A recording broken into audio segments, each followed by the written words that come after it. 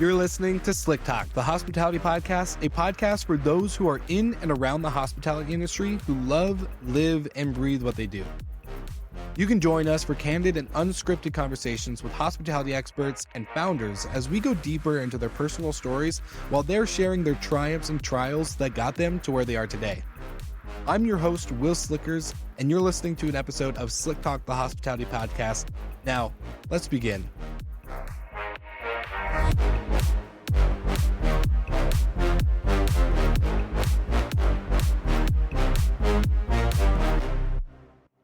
All right, Slick Talkers, welcome back to another episode, and this one is super special because I had the pleasure of hanging out with Rachel down in Boca Raton for the Executive Summit, and now we finally got her on the podcast. Rachel, how are we doing today? I'm good. Thank you. Of course. Well, thank you so much for taking the time to get to tell your story and chat with me today. I want to begin just right out the gate. I know that you and Rob started Abode Luxury Rentals in 2008.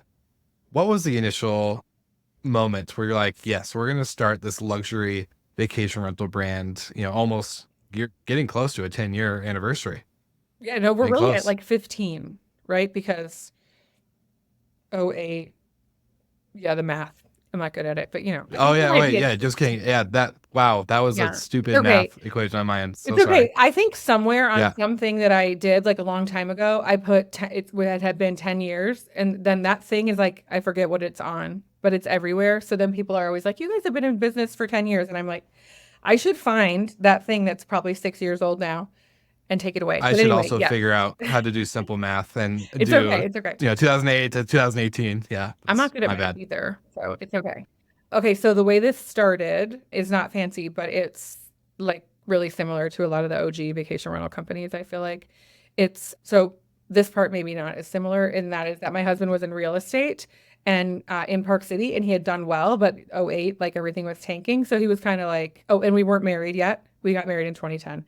So we were thinking about getting married, but we were like looking at our future, and he was like, oh, what should I be doing? I can't, real estate's not going to cut it. And what should I do? So I really wanted him to go into pharmaceutical sales because he's cute. And so I thought at the time that would be the best, like most lucrative job for him. And, that's all over the movies now. So like glad he didn't do that. But so he decided he wanted to do vacation rentals because he had a couple homeowners that he had done real estate transactions with, and they had been asking him to watch over their house because, they were second homeowners, and they were only in Park City like a couple weeks out of the year. And so he was like, I think what I'm going to do is I'm going to watch over these people's house, and then I'll do rentals for them, like short-term rentals. And I was like, that sounds like a terrible idea. I literally thought that sounds like so much work for no money, like blah. But I love my husband, and before he was even my husband, I loved him. And so I was like, you know what? Yeah, like why don't you try it out? It's fine. Because I knew that like operationally he knew what he was doing. He was working under a broker that was also a developer. So he knew all about the properties and the ins and outs of the maintenance and like taking care of the houses. And he knew all those kind of details.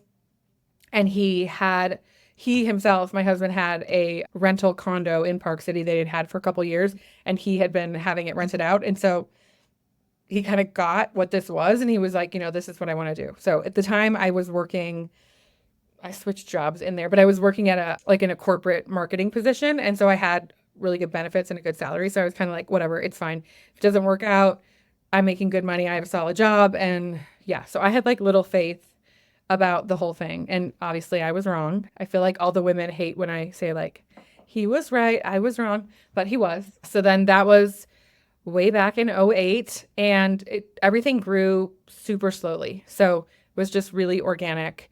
We did the basic things that probably most of the OG companies did, right? We did mailers and, really homegrown, not very high spend online marketing. And like our first website was hilarious. And so, yeah, we just like really slowly grew the company from, I think when Rob first started, I think there was 3 houses. There was like one homeowner that had 2 houses and another one that had 1, and then the condo that he had. And then we ended up, we got married, and I always tell the story of like our first big mailer that we did that wasn't like a regular, just like cheap print material, but we did this like wedding invitation thing because when we were getting married, then I made our wedding invites, and so I ended up making these like mailers for our business that looked like wedding invites.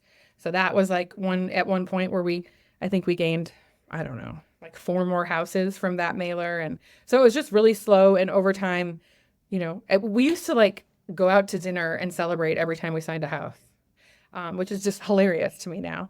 But at the time, it was just every single moment of growth was huge for us. And now, all these years later, now we manage like 154 houses right now at the moment, I think, in Park City. And, these numbers are always changing, but I think it's like 53 in Jackson Hole. So we've been in Park City for 16 years. We've been in Jackson Hole for 11 now, I think. And Sun Valley, we've been in for a little less than a year. And I think we're at 6 houses in Sun Valley, something like that. And so, yeah, so it's crazy. It went from like just something so tiny. We had probably at least 3 years where we didn't even really have an employee. And now we have close to 60 employees. And so, yeah, it's kind of crazy. I will say the one thing that we knew when we started that we've held true to that I think is probably part of the secret sauce is that we knew we wanted to be like high end and luxury only. And over all these years, the term luxury and high end, those terms like almost have no meaning anymore because I feel like everyone uses those terms very loosely. But for us, we knew we wanted to basically focus on properties that were about $1,000 per night or more. And that was so that we didn't want to be a company that managed a huge amount of properties. We wanted to try to be a company that, stayed smaller. And I do feel like we're still pretty small. In Park City, the big companies are managing more like 300, 400 properties. And for us, managing around 150 is keeping us, especially for as long as we've been in the business, like we're, definitely boutique still. And same with Jackson Hole. Jackson Hole has less inventory overall, but like the strong companies in Jackson Hole, like for instance, Megan Moylan's company, Outpost, that company, I think they manage around 300 properties. So us being around 50, that's still smaller in Jackson. And that was always our approach, was that we wanted to be smaller and just do more high-end properties so that with the higher nightly rates, we would be able to create the revenue that we needed to have a really good team and pay them well and provide amazing hands-on service, but not have, all of the volume. And that's kind of what the model that we started with and that we stuck to. All right, Slick Talkers, sorry to interrupt. As you know, great partners at Minute have sponsored this episode. They sponsor the show. So every episode is filled with amazing minutes. No pun intended. So if you don't know who Minute is or what they do, we see that we have a lot of new Slick Talkers out there in the world. So one, thank you for tuning into the show. Every listen, every time you hit play means so much to me and to my team. So thank you. But if you are new, Minute is an amazing noise detection device. Not only do they measure noise decibel levels inside of your vacation homes or your hotels, they actually can detect smoke. Not only that, if you're an outdoor kind of a unique stay person or just have an amazing outdoor amenities for your guests, from pools to hot tubs to cookout pads, all the stuff, they have an outdoor sensor that is specifically made for outdoor noise, because I didn't know this, but noise outside and noise inside actually makes a difference. So you don't have to worry about constantly making sure, are people partying at your place? Are the cleaners there? Or like whatever, kind of issue might happen, you can get that peace of mind with Minute at your side. So as you grow, Minute will grow with you. They have an amazing team of support, and they have an amazing technology from hardware and the software. When the two marry, it's just a beautiful combination. We use Minute in all of our vacation homes and hotels with our management company, and it's the best decision we've made because we are so dispersed and we are so spread out that having Minute just is a necessity for our operations. So get with Minute, go to the link in the show notes, let them know that Will from Slick Talk sent you. They'll give you a sweet deal. And of course, you know the drill. We're back to the episode, and I hope you enjoy. I was in Jackson Hole recently, and I got to see your guys' office. Oh, yeah. I didn't get to see it. I drove by it. Right. And I was like, oh my gosh, that's Rachel and Rob's company. I got to take a picture. But we drove by too fast, and I wasn't able It's to. such a cute office, isn't it? It is cute, and it's in a good spot. The is. sunset over there that night when we were driving by was incredible. I was blown away. The Tetons, the Grand Tetons, they're amazing. Gorgeous. It's a beautiful area. Beautiful. I love it. And so you guys, yeah, I love that you talked about a couple things and keeping things boutique, also keeping luxury and how the term luxury has been kind of thrown around.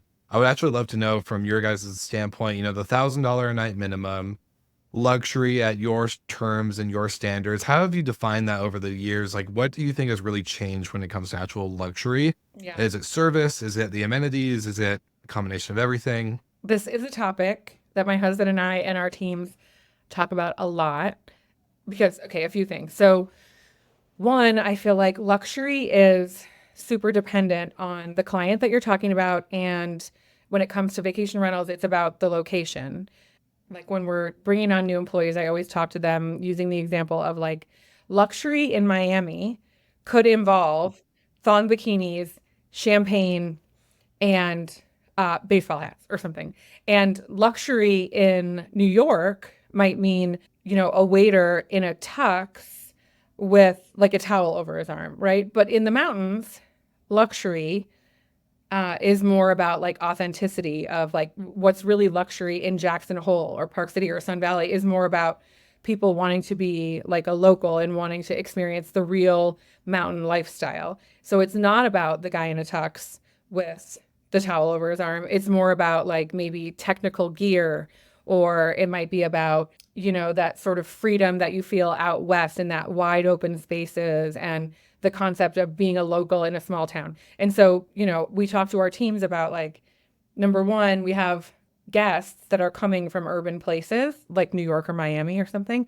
And so what they think luxury is, it might not be what we think it is here in our mountain towns. So we have to be able to work with that because people's requests from us can sometimes be like, I want a naked lady with sushi on her, or I want a chocolate fountain or whatever. And so we might be like, what? But, it's like, well, if that's what's luxury to them, then let's give it to them. But also we have to understand like how to offer authenticity because, most of the people that we talk to are like, they'll be talking to my team members, the guys that are meeting the house to check them in, or maybe to check the air conditioning or the water heater or something. And they're the guests that are spending, say, $10,000 a night are talking to my team members and just like, I wish I had your life. I wish I could just live out in the mountains. And, and so there's this crazy dichotomy of luxury. And it's like, to me, it has to do with hospitality as well, because, there's the piece that's luxury, but I think in the travel industry, in the hospitality industry, in vacation rentals, luxury is really tied to the hospitality that you're offering. Because I think if we want the homeowners and or the guests to feel that sense of like elevated experience, you cannot separate it from authenticity. We've been doing a ton of work actually with these consultants that we work with. So these are consultants that helped us with our team and our company culture over the past 5 years. But now we're working with them because we're sort of reverse engineering the concept of luxury in hospitality. We all read, well, hopefully everyone has read Unreasonable Hospitality, and I'm like a book fanatic. So there's all these books I've read, including that one that I love, and I feel like it kind of sends me down a rabbit hole on, what is luxury? What is hospitality? How do we understand it? And so we can train it and explain it to people in the industry when, there's sort of a divide between STR and vacation rentals, but like we're all the same thing. And how do we talk about these topics? So with our consultants recently, we kind of came up with a framework. I don't think it's finished yet, but the way we sort of framed it initially is like you have service. So service to me is the old-fashioned vacation rental style of things, which is like there's a house, you could call this number and book it and bring your own sheets, right? It's like service is very like order taking. Just like, oh, you want this thing? I'll just give it to you. Right? That's it. Like for a fee, whatever. So there's service. And then the next level up from service, I think, is hospitality, which is like more of the anticipating needs and trying to go above and beyond for your customer, right? For your client or your homeowner, trying to not just like, here's the house, bring your own towels, but like, here's all the beautiful linens and all the amazing amenities that we worked with in Haven to get, and all the, all the special things so that when you arrive, we have a gift basket for you and we meet you at the house and check you in and all of that. And then I think the part that the way that I can hopefully start to explain this to other people, including my team, is that there's the service, hospitality, and then connection. And I think that connection, like a two-way connection, I think, is the way to explain that sort of unreasonable hospitality concept of hospitality, right? Because it's like, well, there's hospitality, but what makes it special? And I think it's special when you're creating an authentic environment, an authentic experience for the guest and the homeowner where they're connecting, like you're giving them something that they want, you're providing an above and beyond service, and you're creating like a back and forth connection so that you're sharing information with them. They feel open to share back with you. There's sort of that two-way piece. So it's not just, I left you a gift basket and blah, blah, blah, but it's also that part where we check them in person and they're saying to the person that checks them in, like, hey, what's the best ski run? Or what's the best place to go mountain biking near here? Or what's your favorite place for pizza or whatever? And we're sharing those real, true, local, secret insider tips or whatever. And then they're sort of building this personal relationship with the team. And I feel like that connection is sort of maybe the way to describe the unreasonable hospitality side of things. So we're still working on that. But yes, this is like the topic of the year for sure. And I do think that in our industry, we need some sort of a framework to talk about it. So yeah, we're trying to work on that. That's what we came up with so far. Well, I think that's a great example. And, we talked about that book a lot on the show. And then also, now that you say it, I do feel like the connection piece for a lot of operators, especially not inside the luxury sector. I think luxury is obviously its whole new different beast. You have a lot of different, things that go into luxury rather than just a standard traditional vacation home. But I think the connection piece is so one-sided these days. It's automated messaging. It's all these things that don't actually open up the connection. It's just us pushing information at the guest and then them somewhat maybe then being like, oh, the AC is broken. And someone come fix it. Hey, totally. It's very like the connection piece is definitely missing, which is hard because like we're not hotels where we have the ability to be in the lobby and check someone in and give them a key card and ask them how their trip was. And yeah, you can do that through a message, but I mean, we do that in person, but yeah, it's expensive. And I mean, we can do that because our rates are so high and that our percentage split, then allows for that. But yeah, it's like interesting. I don't know if this is exactly right, but I have this like theory. I feel like hotels started, I think, more from like like when they started, it was more of like a luxury offering. And maybe at that point in history, it's not what we consider luxury, but it was like something that was more expensive that the masses couldn't have afforded. It was, right, like a nicer, the initial hotels in urban places were like these nice, luxurious things. And then the mass market hotels, the big brands, they like proliferated like downwards, so that started with the fancy stuff and the amazing service. And then over time, now we have Hampton Inn and Holiday Inn and all of the more base model hotel offerings. And so then in the hotel industry, it's like they took this fancy thing and then they sort of made it available to everyone, but it was always based off of the fancy version. And I feel like in vacation rentals, it's sort of the opposite. It like started with that base model of like just book it, send a check, bring your own sheets. And now it's proliferated up to where there's like really luxury places to rent. And it's like a very big industry and it's mainstream. Like people are always comparing vacation rental with hotel.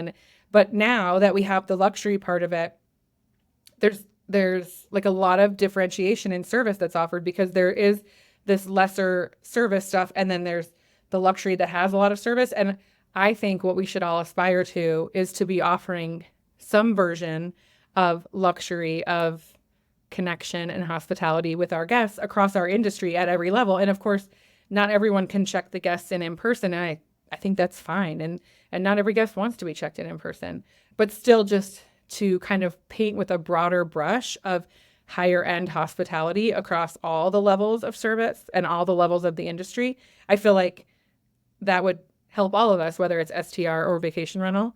And that's the kind of stuff that I think about a lot. My husband and I and our people in our business, we get approached a decent amount about people talking to us like, how are you providing this level of service? How are you offering this kind of hospitality? Can you talk to my team or whatever? And that makes me think like, I don't know, because I don't know I don't know how to explain it, which is why we've been working on that. And also it makes me think like, well, yeah, everyone should aspire to offer amazing service. Just like I feel like a Hampton Inn and the management company that runs Hampton Inns, they aspire to Mhm. decent service. And I feel like our industry could do more with that. And it's interesting, like when you look at concierge services, for instance, this is like my Yeah. favorite topic over the last like 2 years, because there's not a lot of software out there for concierge service in the vacation rental industry. Did I talk to you about this when I saw you last? This is like all I talk about. So I'm sorry if I'm like, I was gonna say I don't think you and I actually got oh, to fully geek out on this oh, because this is my thing. yeah, I'm in. Okay. Let's go. Okay. So, currently concierge software in the vacation rental industry is like, it's very service style. It's very add-on, right? It's like, you want to Mm, pay for an early arrival? Do you want to pay for a late checkout? Do you want to pay for some Adirondack chairs in front of your beach house? Or do you want an inner tube? Whatever.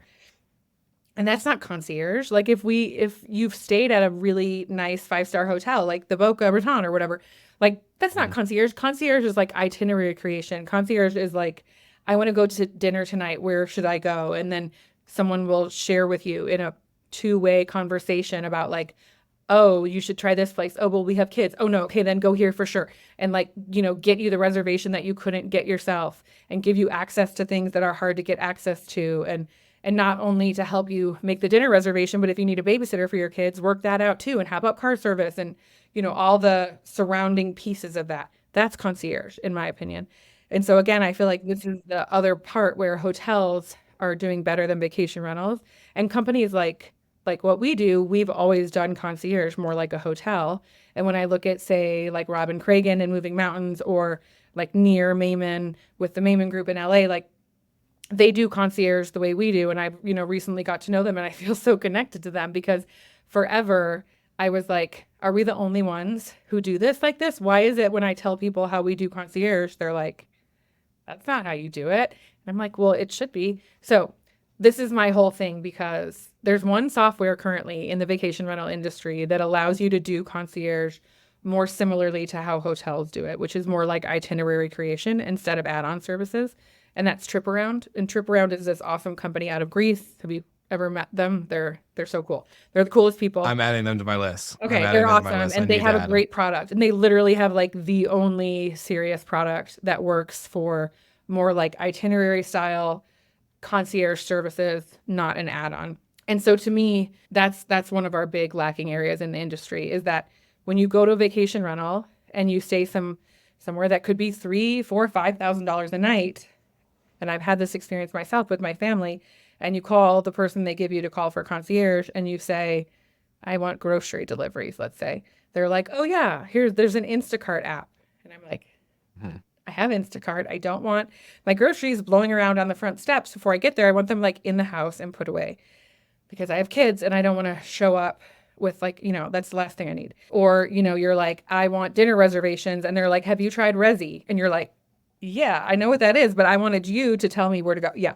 So anyway, that Mhm. to me is like offering the level of service that goes beyond just reminding people of the basic apps that are available and helping them to get the kind of service that's like one step more for the clients that are willing to pay for it. That's more like true concierge. And it is not very easy in our industry to offer service like that because there just hasn't been a lot of tools available. And like I said, there is one tool and we've tried that. We've tried Trip Around. We're not using them right now. We're still trying to figure out what we're going to do next, but that's the one that's the closest. And I do hope that like software developers in our industry, I've been begging them. I've been knocking down their Mm. doors for like 2 years. I hope they come around because I think if there were good tools that would work for a bigger majority of the property management companies, I don't see why companies maybe that are doing properties that are 500 a night or 300 a night, it's not unheard of to think that they would be able to offer a little more service than just the add-on type stuff if they had the tools. Because right now, when you're a vacation rental operator and you want to offer services, your options are like Rubaroo and we love Breezeway and Breezeway has that add-on function and there's some stuff out there, but it just doesn't let you take it to the next level. And so it's kind of hard to blame anyone in the industry for not offering more authentic, true concierge service because they don't have a way to do it yet. So that's why I've been banging that drum for a while.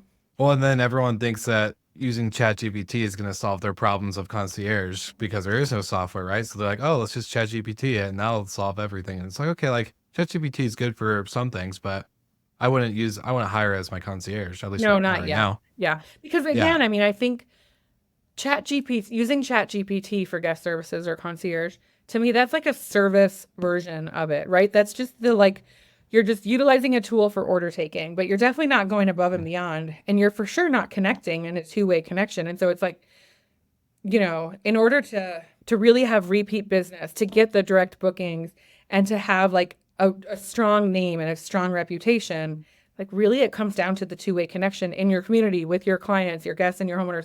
And so it's like anything that you do to separate yourself, it's just going to keep setting you back from somewhere in the hospitality zone over to service, which, I mean, people can be more service oriented and make money, and that's fine. But, I feel Yeah. like if you're going to be in an industry and it's going to be like your life and this is your job and you care about your company or whatever you're doing, I feel like, the more invested you are personally and the more connected you are to it, the more successful you're going to be.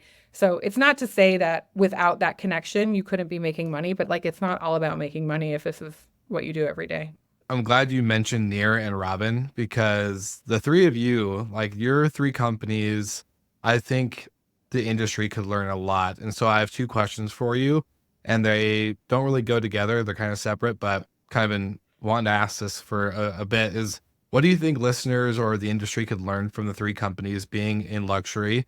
I think luxury, again, it does get thrown around or has gotten thrown around a lot during COVID, especially. But I think you three as a individual groups in different markets and everything are setting a high standard there. And then two, from an overall, I guess, service standpoint, when you are doing concierge services and you are having this kind of connection piece to the business, a lot of entrepreneurs, especially in our space, I think may have a hard time trying to figure out, okay, how is this monetized? How do we cover that cost? Because like, let's say I'm not $1,000 a night, but I want to offer this unreasonable hospitality and I don't have the ability to do this and do that, but I can recommend Instacart or whatever these apps are. Do you have any kind of recommendations for people like that? Like if they want to offer the service, but don't know how to bake in that cost and like make sure that they're not like losing money on that? Yeah, for sure. All right, I'm back. Sorry to interrupt, but you have to hear about our partners and friends at Hostfully. Not only are they an amazing property management software, they're an amazing team.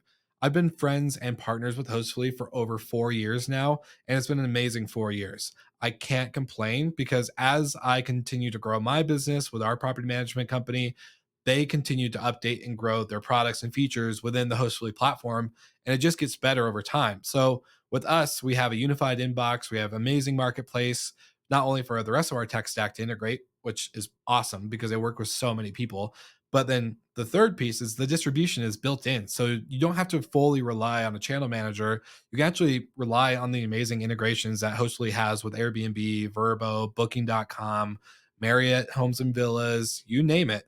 They have what you need in order to get your inventory, your properties to the right people. It's kind of a no-brainer, but I'm going to tell you this anyways. You're going to get a special deal with Hostfully with the link in the show notes. You'll just have to let them know if you love the product and then just tell them that we'll send you. So that way you can get that amazing Slick Talk deal. And of course, we're back to the episode. Thanks for tuning in. I hope you enjoy. Okay, Yeah. so I think that for the three of us, the three companies us and then the other two, the piece between the three of us that makes this work on luxury and like why we've been successful, I think is connection, because I think what you're talking about here is three different companies that where the owners and the team are like super personally involved and invested in what they're doing. So I think really like if someone's like, well, of course you guys can offer all this stuff because you charge so much per night. It's like, yeah, but this is like, that's why I feel such connection to those two guys is that they are so personally, they care so much about their businesses. And I love Yeah. the difference too, where like Robin's been doing this for, I think 20 or 30 years. We've been doing this for what, 16, and Near and his brother, I think they're more like 3 to 5. So they're Yeah. newer, but they're still like Near is so passionate about what he's doing. Robin is so passionate. And whenever I first met them or heard them on a podcast, I was like, oh my God, these are my people, because that's how we are. You know, it's like my husband and I, we did not set out with like some strategy to say like, okay, we're going to have this many houses, then we'll make this much money. We didn't. We literally like, yes, we knew we wanted to do luxury and we had a reason why, but we just went in it full bore and made it like our life. And then that is what has helped us be successful, because I think, you know, if you're going to commit to luxury or even just to offering high-end service, like you have to be personally really into what you're doing, because this is going to like taking care of high net worth individuals is, or offering any kind of a person an amazing experience. Like you have to really be into what you're doing. You have to really care about it. And I think that, you know, that's the common thread between the three of us, with Robin and Nir and I. So I have my business with my husband, and Robin has his business with his wife, and Nir has his with his brother. And like all of us, you know, our family members that are involved with us, we're all just so passionate about what we do. I think that, you know, that's really a big part of the success. That is not very tangible, and I get that. But I think the way to look at it is like, if you're going into something and you want to be able to be successful at offering luxury services, I think the key is to know you're not going to be able to half-ass it. Like this is not a situation where you could just apply some software to it and let it go. Like it is not a set it and forget it type thing. It's not like a tech heavy proposition. It might be tech heavy to help you, you know, be efficient, but like really it's going to take a lot of your personality and your soul, and you're going to have to cultivate a team with a lot of personality and authenticity. And I think that is the trick with luxury, and that's sort of the connection between those three companies. And then related to that, in terms of someone like, let's say that they are offering vacation rentals or short-term rentals, and they're like, there's no way that I could be, you know, like we put local food items for every arrival. So like in Park City, we do like local nuts, and I forget what the other thing is actually. In Jackson Hole, with these local potato chips that we put, you know, sometimes we'll put like a local beer in the fridge or whatever. So we do that, and we do like a gift for every arrival and all of that. So we try to offer that authentic piece of it for every single guest. But okay, maybe that's too expensive for everyone to do, you know, like maybe everyone can't afford to go out, find a local purveyor of some snack food and have it for your arrivals. But I do think that the key here again is authenticity. So like anyone can offer a luxury experience or a high-end feeling experience for their guests and homeowners. But I think it first has to be with, don't try to fake it. Like if it's going to be fake, it's not going to feel high-end or luxury. Think about it. Like anything that you do in your life that's supposed to be fancy, and if it comes off feeling fake, like that's it. You're not fancy anymore. So to me, you have to go at it with like authenticity. And that's hard because that is like a little esoteric to explain to people. But I do think that most vacation rental heavy markets are like resort markets, and most any resort market has some little niche or personality trait of its own for that location. And so like that's what you want to stick with. If it's for us, it's these mountain towns. So people are trying to think about experiencing wide open spaces, experiencing skiing or hiking or biking. And so like we try to think about those experiences and what that means for people, and then offer that to them for all through the booking experience, through their stay, and then the follow-ups. And so if someone's in, I don't know, they're in a market where there's a lot of cheese making people or something, then it's like, okay, go with that. Like that, you know, you want to be authentic with the market that you're in and offer that. And I think that takes things up a level when it's done like from the heart and not sort of faking it. And I mean, that has a lot to do with the team too. So I think, you know, you don't have to necessarily offer guests and homeowners free gifts or, you know, personalized check-ins.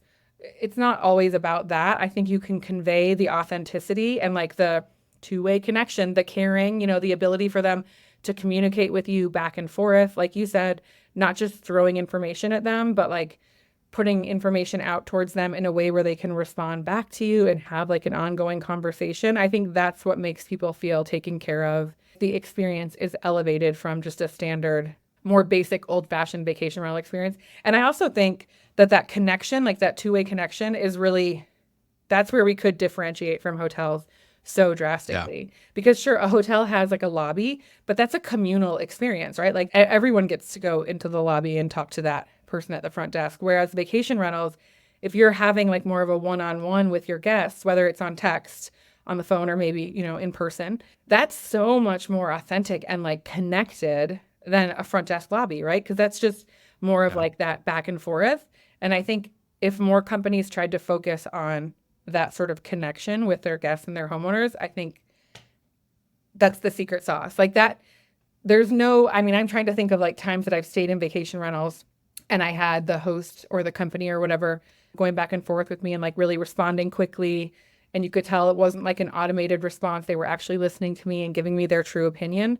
That's when I always feel taken care of, whether I spent $300 a night or 2,000 or whatever.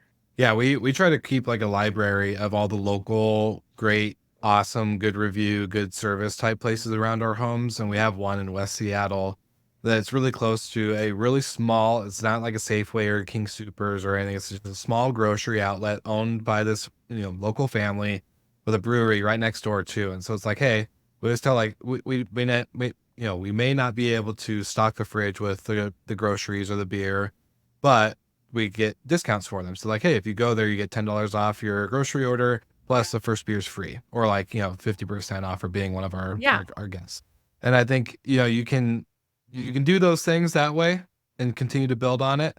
But yeah, I like the way you phrased all of that. It's really important to find the way that actually makes it true and authentic. And authentic, I think, is also one of those words where it could be used as a So buzzword, and you have true. to just figure out like, you're like, what is authentic for you versus like what feels right, I think is more of a better way to say like what feels truly something effortless in a sense of, being able to offer something or recommend something or anything like that. So I like the way you said it. That was good.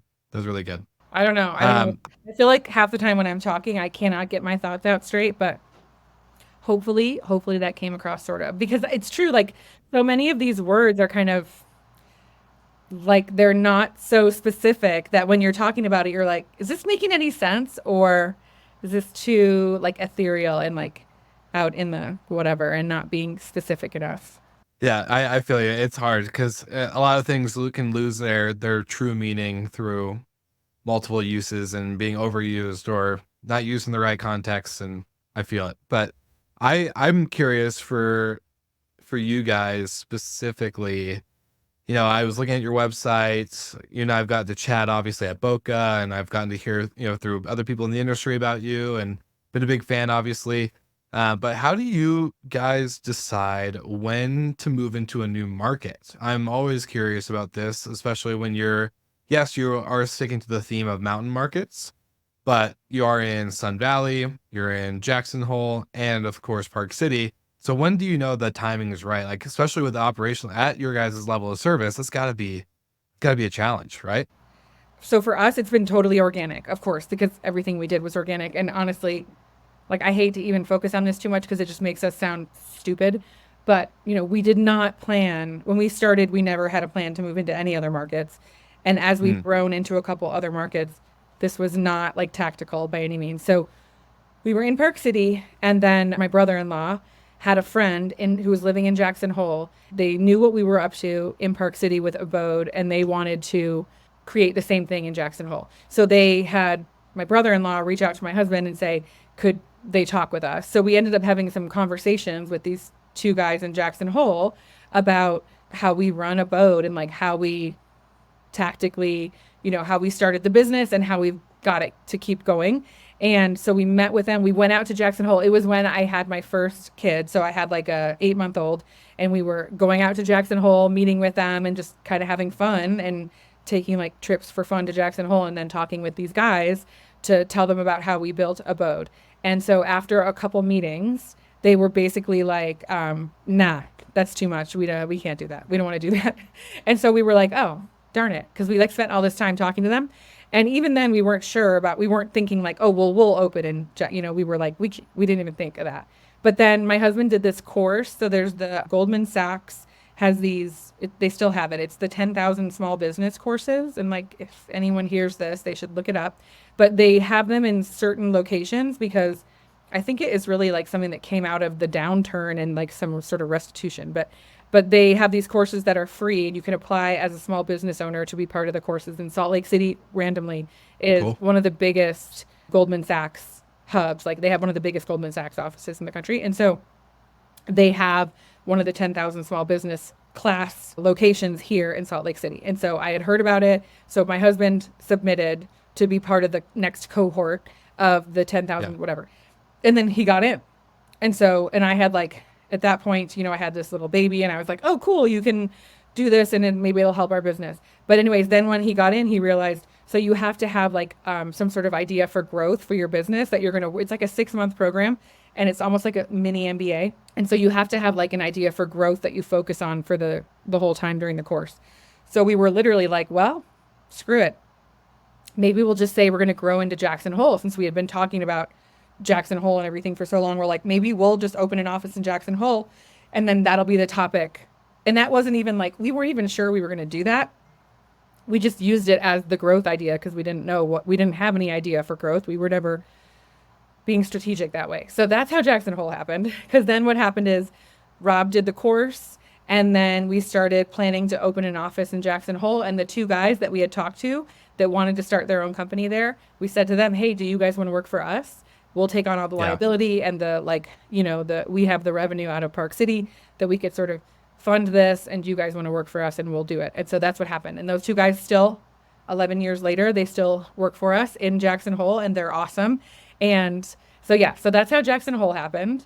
And over 11 years, we only manage like 50 some properties there. So it's definitely been like a slower growth market and, not something that like has taken over this huge amount, but it's been awesome and we love it. And the 2 guys we work with like are amazing. And now we've grown the team more, and Jackson Hole's been amazing. But that was kind of like a random happenstance. And then with Sun Valley, my husband and I had been to Sun Valley years and years ago before we started the business together for this other job that I worked for. We went out to Sun Valley a bunch. We loved it. And then we hadn't been back out for years. And then our oldest, who's now 11, he does, well, both of our boys, so our 11-year-old and our 9-year-old, they both do freestyle moguls. So they do those ski competitions where you like mogul, flip, mogul. Okay. So they do those competitions. And so we were in Sun Valley a couple times over the past couple of years. By the way? Bear. Yes. Bear and then Major. Bear. Major, the 9-year-old. I love the names. The names are amazing. They're good, right? They're good ski town names. So, and our daughter, who is 7, is Annabelle. So she got off like easier. So she got it really easy. Right. Yeah. So we were going out for ski competitions to Sun Valley for our kids. And we were like, oh shit, I forgot. Like, I love it in Sun Valley. This place is awesome. And so we were kind of looking at the market and like investigating property management companies there just to see what was there. And we were definitely not like, we're going to start an office here in the next year. We were more like, oh, maybe one day we would have an office in Sun Valley. It's so great here. And that was kind of the extent of it. And we did see that there were some really well-established good companies in Sun Valley, but there clearly wasn't someone who was focused on the luxury side of things. But honestly, we kind of stopped at that. And then out of like nowhere, a few months later, after the whole like ski competition season was over, a homeowner reached out to us, and they happened to be friends with one of our homeowners from Park City. And they have this amazing, huge 7-bedroom, awesome property that they don't use at all. They have another home in Sun Valley that they use for themselves. This they strictly use for rentals. So it was a really good sort of anchor property to start with because it's a very high revenue producing property. And so they reached out and said, we really want you to manage our house. We want the kind of service that you give to our friends, and we're hoping you might consider coming to Sun Valley. And we were like, this is kismet, because we were just talking about Sun Valley and then we kind of just forgot about it.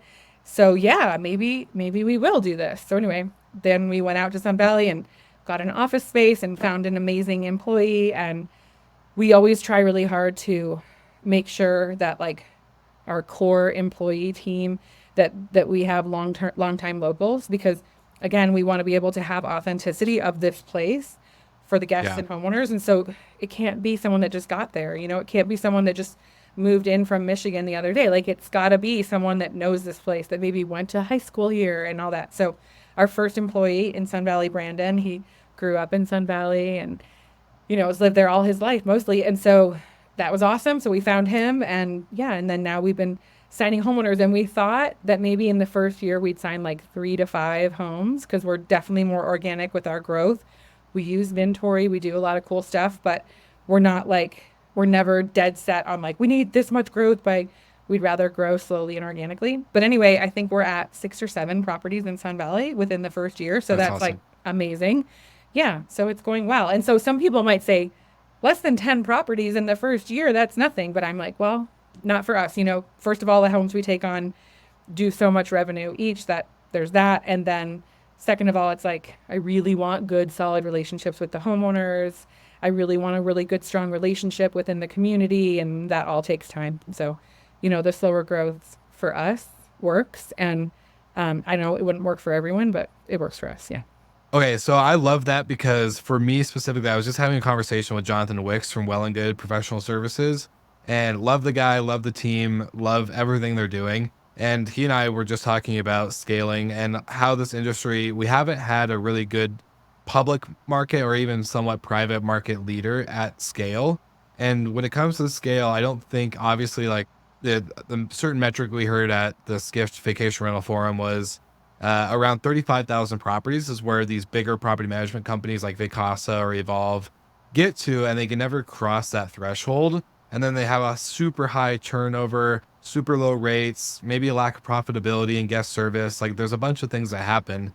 And I love what you're saying because scaling for you, 6 properties in Sun Valley, that could be 6 and that could be scale. And especially when you only have the goal of 2 to 3. And I think, being able to control your growth, being able to have control over your growth is super important as a business owner, because a lot of people think you just need to boom, boom, boom. But if you're like, you're in the long game, like you're not here to just like Always. sell your company and make, a couple of million or whatever the price is, right? And then dip out and say peace. Like you guys are in the long game. You've been here around, 16 years. For all the listeners, yes, I messed up the math in the beginning, but 16 years. And I think it's just super important lesson for anyone getting into business is to control your growth.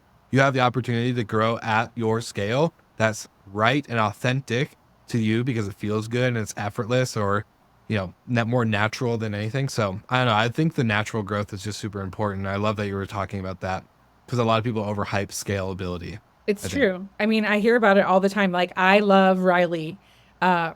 Goldberg, I forget, Yes. but I love Yeah, him. He's Goldman. so cool. But like his scaling and his growth is insane, and it totally goes against like my personal religion. But that's okay. Like he's great. But yeah, because to me, it's like all long game all the time. Like, and I'm like that in my Yeah. whole life on everything. But to me, it's like if you want to be luxury, if you want to be authentic, like you got to long game it. And when I hear people that are like, "Oh, I'm going to build a company and sell it within 2 to 3 years," like, I mean, I'm not judging that. Like, you know what? There's nothing wrong with that, and that's like a money making project, and that's cool. But I do think the one issue with that is that's not going to be positive for a brand necessarily. It's not going to be positive for what your homeowners and what your guests think of you because you're going to be creating something that you're offering them and then sort of pulling it back. By selling it, it changes it. It just does. And so there's that. I mean, there is the concept of like being able to sell your business for a ton of money. We get contacted literally more than once a week. I don't know. I don't want to say 3 times a week because sometimes it's 1 time a week, but it's like every Yeah. single week for sure. Somebody is reaching out to us to buy our business. And because I have in my life not known much about M&A and mergers and acquisitions or like private equity and institutional money. And like, I just never understood that. And my husband didn't that much either. We do take a lot of these meetings because I'm like, explain to me what you want because I just don't get it. But we're not in a place where we're selling our business right now because we're like, we love our business. But we get contacted all the time. So I know that it's like, it's a thing. And then it is hard if you were running a business and it wasn't as lucrative as ours is. Yeah. I could see why it would be enticing to sell the thing that you created. But to me, I think whenever you have the chance to long game it, whether it's with customer relationships, with your brand, with your business overall, to me, it's always, always such a better play. Because if you're looking at building a brand that people are going to trust, that is going to be authentic, it takes time. Like you can't just churn it out and then, and there's, I think, in my experience, like even financially, it's so much more valuable when you long game it. Because if you build something quickly and you can, sell it for 500 grand or something, it's like if you long game it, you're talking multiple extra zeros on that. And so it's like, it's worth it. It takes longer and it's a little more painful or maybe a lot. And you have to have a lot of patience, but I think it's worth it. Yeah. What's one other thing in life in general? It could be business, life, personal, etc., that you think people don't long game enough? Dude, Like they try everything. to take the short route. Everything. Everything. Okay, relationships. Like I've been married for we're approaching 15 years and we own our business together. Like this is some shit. Like this is hard stuff. And it has not been easy at all. But we've done it. You know, we've got through all this time and I think there's definitely been times in my relationships where like and even in the one I'm in now where I'm kind of like, screw it. This is too hard. But I'm so glad that, we have this long game mentality and we've gotten through and it's made everything so much better. And I think that's true with, well, obviously with the company. It's true, like it could be true about like your personal creative passions, like maybe you have whatever. I'm not an artist, but let's like I have a really good friend who's like a really good artist and it's like she has gotten into like lapidary and metallurgy artists. So like goldsmithing and like gems and doing all this cool stuff with like making jewelry with different metals and different gems. And she's like really put a ton of time and years into it and it's amazing what she can do now and it's like that doesn't happen quickly. You have to kind of commit. So to me that is like the methodology or like the maybe it's like the magic word for my husband and I. Long game for sure. It's not very in right now. It's not very chic these days to be a long gamer because there's like all these new businesses and they're really doing amazing and people are coming into the industry that are younger and they just got here and they're killing it. And so like I don't think everyone has to be long game, but that is our personal brand and I do think it really meshes well when you talk about authenticity and the luxury side of things. I love that. I love that. And one of our previous guests before you, Connor Cushman, kind of made this comment and note on his episode. But every time I have someone on the show who's a mom or a dad or a husband or a wife, and especially working together, or even just being an entrepreneur in general, I'm always curious. I'm a single, dude, no kids, no nothing, very actively seeking in my life, going on multiple dates and seeing people and letting my friends set me up with people as well. I'm always curious though, like working with a spouse or even just being an entrepreneur with a spouse or a partner and kids, you like add kids into the mix. It's such a game changer and not just your day-to-day life, but I'm My sure your kids were business just as here in well. the So office, like what's 10 the minutes. number one? They're just running around. They get They to see were, mom for and dad real. at work. That's awesome. And I'm always kind of curious in the sense of, I guess the question I want to frame for you is in being an entrepreneur, being a long gamer, being someone who is passionate about their business. And that's the one thing I realized when I first met you in Boca was that you were just like a all in high energy. There was no like in between for you. I feel like you have a personality that's just like, once you've made your mind up, it's game on, like we're going in. So I want to know from your entrepreneurial journey and just having a family and being all, all grown up with everything in between. What is advice that you have for someone who is an entrepreneur that doesn't? Yeah. Oh God. So like, I don't know because all of this was on accident for sure. I think that's the theme for everybody in this Right? industry. That's Yeah. like accidentally just kind of Yes. happened. But I feel like being a long gamer, part of that is confidence and just, you know, get it. Okay. You know what it is? It's like knowing yourself, I think. And that is so friggin' hard. So if I had to give advice, I do think therapy.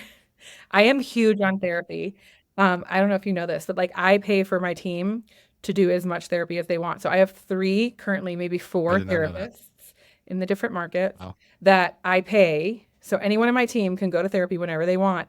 And we will be charged for it. Abode gets charged for it, but I will never know who went to therapy. So like it's always available to them. It's always covered, but I'll never know because of HIPAA and stuff. And so cause this is how strong I feel about therapy. I do think like knowing yourself and having confidence is probably the true trick to a long game in a relationship or in business or whatever. Because I think like once you have that confidence in yourself and you're not like faking it till you make it anymore. You're like, no, this is me. Like I'm good at this, which we all have like imposter syndrome sometimes. But there is that like sort of like deep rooted, just like knowing yourself thing where I feel like that is what can help you have a business long term, like get through. Like it's not like we have this business and it's just like it's so easy. And it's like, no, it's been crazy. And like a million times we've been like, why the hell are we doing this? So it's like you have to have that confidence inside yourself to be like, because this is what we want to do and we believe that we can do it well and we're just going to keep going.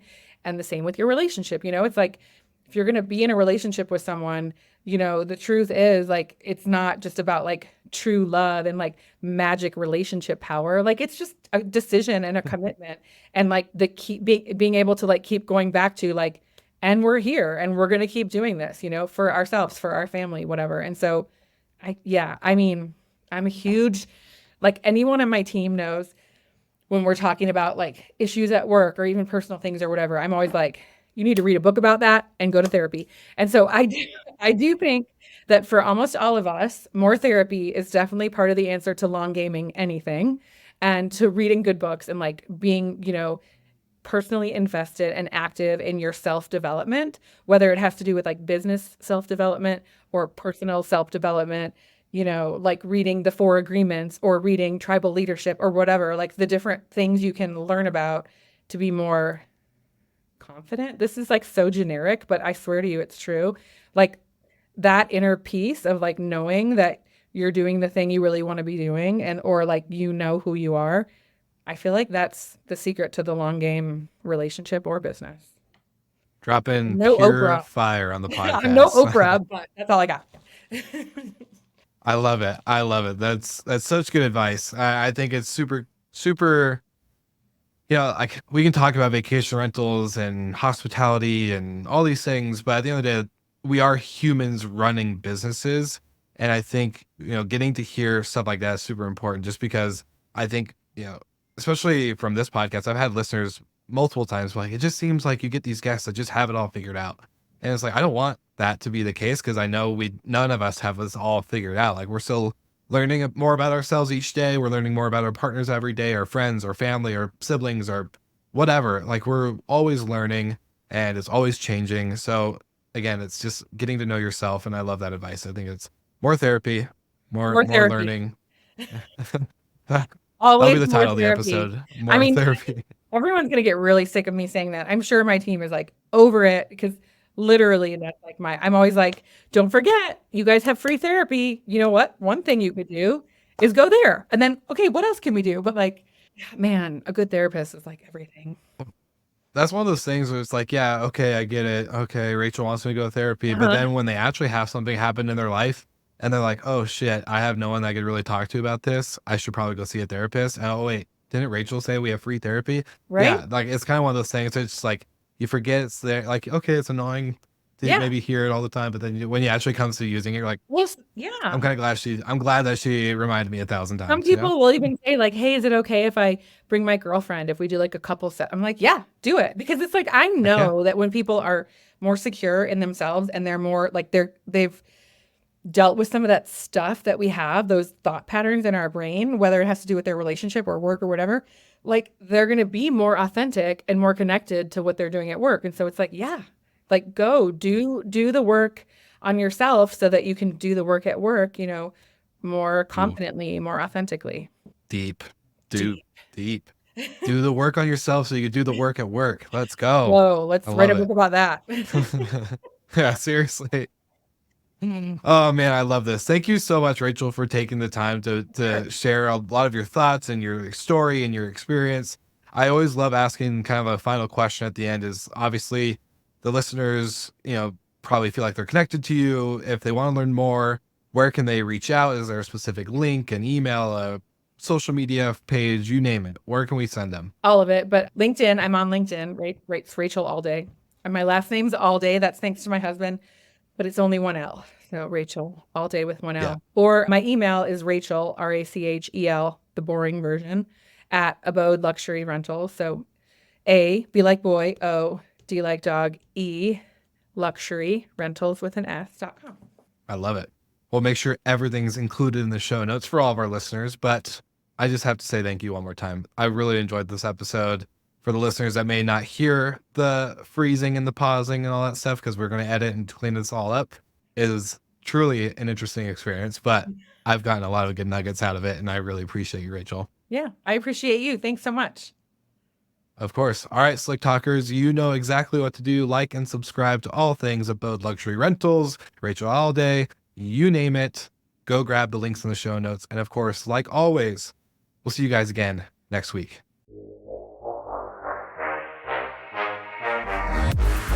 Thank you so much for listening, and thank you to our show partners for making Slick Talk, the hospitality podcast, possible. We hope you enjoyed the show, and we would love to connect with you outside of the podcast. So you can follow us on all of our social media channels for daily hospitality content, or find us on slicktalkthepodcast.com. And don't forget to rate, review, and subscribe so you never miss an episode. I'm your host, Will Slickers, and we will see you guys all again next week.